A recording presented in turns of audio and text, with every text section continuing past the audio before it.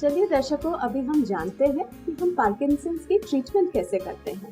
तो इसको अच्छे से समझने के लिए हम इसको 3 भाग में डिवाइड करते हैं। पहला है ट्रेडिशनल स्पीच थेरेपी। तो अच्छी साफ स्पीच होने के लिए 4 भाग होते हैं। इसके हर मसल्स अगर अच्छे से काम करें तो आपकी स्पीच साफ आती है। तो पहला भाग है जिसको हम बोलते हैं रेस्पिरेशन, यानी कि सांस लेने की कैपेसिटी। फोनेशन, जहाँ पे आपकी आवाज़ निर्माण होती है। आर्टिकुलेशन, जिसमें आपके मुंह के अलग अलग मसल्स जैसे लिप्स हैं, ज़बान है, वो अलग अलग अक्षर प्रोड्यूस करते हैं। आप साफ तरीके से हर एक अक्षर बोल सकते हैं ये भाग की वजह से। और रेजोनेंस, जो आपके आवाज़ को अपनी एक क्वालिटी और टेक्सचर देती है। तो अगर ये चारों भाग के मसल्स कोऑर्डिनेट करके नियंत्रित रूप में काम कर रहे हैं तो आपकी बोली साफ होती है। पार्किंसंस ट्रेडिशनल स्पीच थेरेपी में हम हर एक भाग के मसल के लिए एक एक्सरसाइज देते हैं पेशेंट को और उनकी क्षमता बढ़ाने की कोशिश करते हैं। जैसे आप समझिए कि पेशेंट की सांस लेने की तकलीफ है या सांस लेने की क्षमता कम हो गई है, उसके वजह से भी आवाज़ में और बोली में उनको दिक्कतें आ सकती हैं। तो उसमें हम पेशेंट में क्या करते हैं, जैसे यहाँ पे आप देखते हैं कि स्पायरोमीटर है, तो पेशेंट को बोलते हैं कि आप ये मुंह में डालिए और सिर्फ अपनी सांस अभी अंदर खींचिए। वेरी गुड, वापस कीजिए और अभी इसको हम उल्टा करके मुंह में डालेंगे। अभी सिर्फ आपने फूंक मारना है। Very nice. तो जैसे ये टूल है जिसकी वजह से हम आपकी सांस लेने की क्षमता या कैपेसिटी पे ज़्यादा काम कर सकते हैं, उसको बढ़ा सकते हैं। वैसे ही जैसा कि मैंने पार्किंसन के बारे में पहले आपको बताया था कि उनके मसल्स में या स्नायु पेशी में जकड़न हो जाती है, उसके वजह से भी स्पीच क्लैरिटी नहीं आती है। तो उसमें इस प्रकार के विविध टूल्स होते हैं जिसको हम यूज़ करके पेशेंट के डिफरेंट मसल ग्रुप्स हैं वहाँ पे वाइब्रेशन देते हैं और उसके वजह से भी उनको काफ़ी आराम होता है और इम्प्रूवमेंट हो सकती है। दूसरे भी कई टूल्स होते हैं जिनको आप फ्रिज में रख सकते हैं, तो वो एक ठंडापन है, उसका भी आप इस्तेमाल करके उससे भी मसल्स को फ़ायदा होता है, जैसे आप यहाँ पे देख सकते हैं। और कौन सा भाग ज़्यादा अफेक्टेड है, कौन से मसल्स में ज़्यादा जकड़न है, कहाँ पे आप दिक्कतें ज़्यादा आती हैं, उस हिसाब से आप स्ट्रोक्स भी लिख सकते हैं। जैसे हमने पहले भी बताया था कि इन पेशेंट्स को निगलने की भी तकलीफ हो सकती है, कभी कभी खाना मुंह से बाहर भी गिर जाता है, तो उसके लिए भी ये मसल्स को, जैसे लिप्स के मसल्स हैं, उनको स्ट्रेंथन करने के लिए भी कई टूल होते हैं। जैसे यहाँ पे देखेंगे तो पेशेंट्स को हम बोलेंगे सिर्फ अपने होठों के बीच में उसको पकड़ के रखिए और हम लोग काउंट लेंगे 1 2 3 4 5 6 और रिमूव कीजिए। और वैसे ही अलग अलग डायमेंशन के ये टूल्स होते हैं जिनसे उनकी ताकत बढ़ती है और उसकी कॉम्प्लेक्सिटी भी बढ़ती है। वापस पकड़िए 1 2 3 4 5 6, रिलैक्स। और बाकी अंदर के मसल्स की जकड़न या रिजिडिटी है, उनकी मूवमेंट अच्छी करने के लिए हम लोग ऐसे स्ट्रोक्स भी लेते हैं अलग अलग ब्रश से। ये चीज़ उनके बोलने में और निगलने की तकलीफ जो होती है उसमें भी काफ़ी फ़ायदा देती है।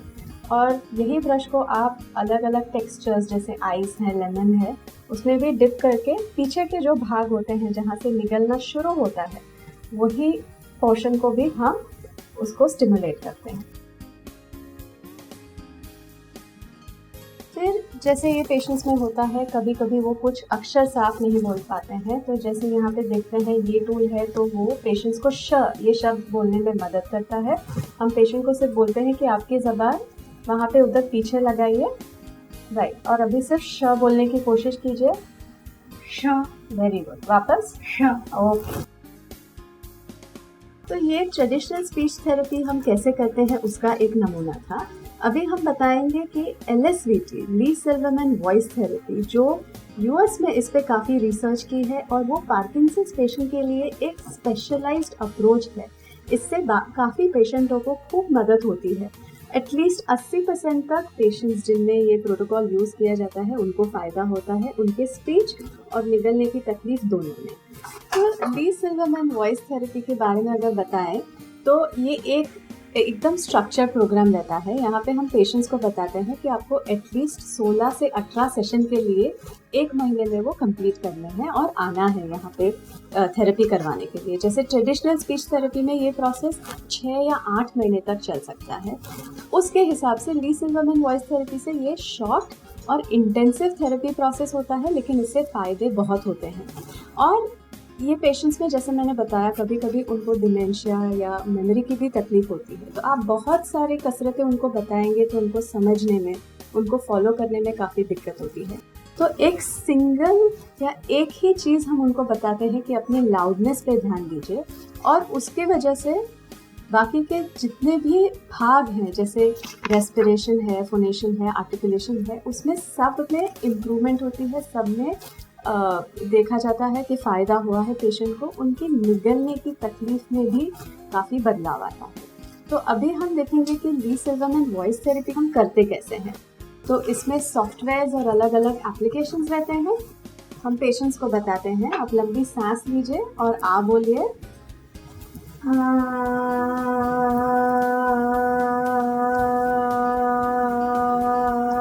तो जैसा कि आप देख सकते हैं कि एक ग्राफ बनता है और हम पेशेंट को बता सकते हैं कि आपकी आवाज़ ये ग्राफ के ऊपर आनी चाहिए या यहाँ पे नीचे रहनी चाहिए। तो इस सॉफ्टवेयर के माध्यम से भी उनको क्यों मिलती है कि आपने कितने हद तक ज़ोर से बोलना है या कम बोलना है। चलिए अभी देखते हैं लास्ट जो भाग है, जिसमें पेशेंट्स की सिवियरिटी उतनी बढ़ गई है या ये रोग उतना प्रोग्रेस हो गया है कि वो बात नहीं कर पाते हैं, अपनी इच्छाएं व्यक्त नहीं कर पाते हैं, परिवार को बता नहीं पाते हैं कि मुझे क्या चाहिए। तो उस चीज़ में टेक्नोलॉजी के माध्यम से अभी काफ़ी ऐप्स हैं आईपैड पे, जिसका एक नमूना हम दिखाएंगे आपको।